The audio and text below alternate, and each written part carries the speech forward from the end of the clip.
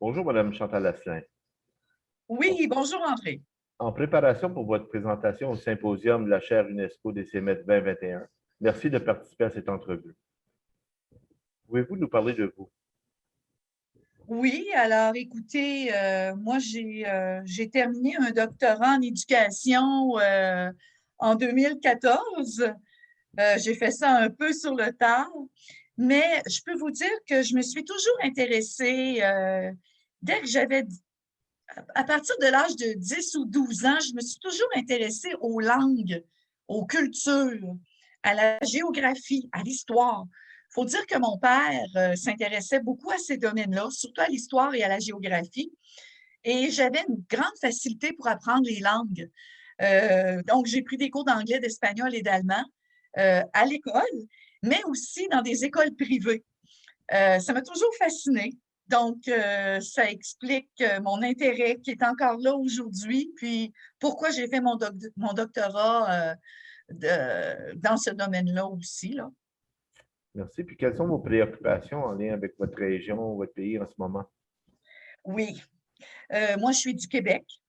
Euh, J'aimerais bien élargir, si je peux m'exprimer ainsi, euh, la tolérance ou, disons, l'accueil aux personnes qui sont d'origine diversifiée, d'origine culturelle, religieuse, linguistique, ethnique.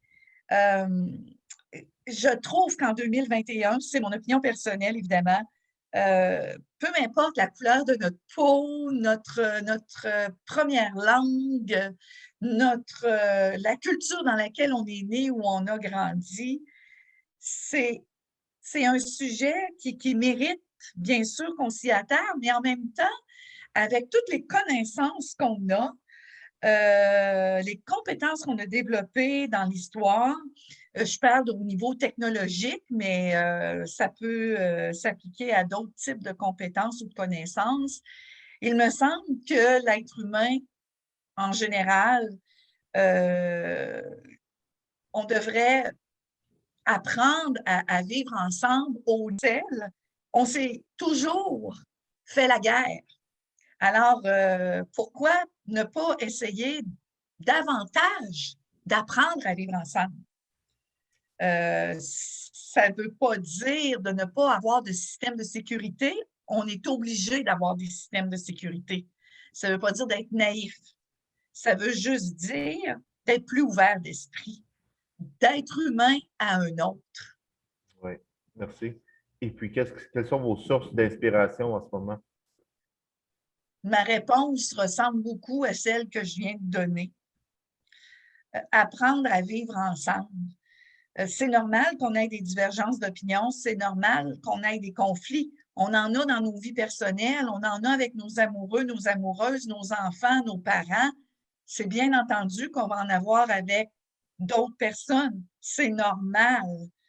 C'est juste d'apprendre à vivre avec ces dimensions-là, humaines, naturelles. Euh, donc, ça ressemble beaucoup à ma deuxième réponse.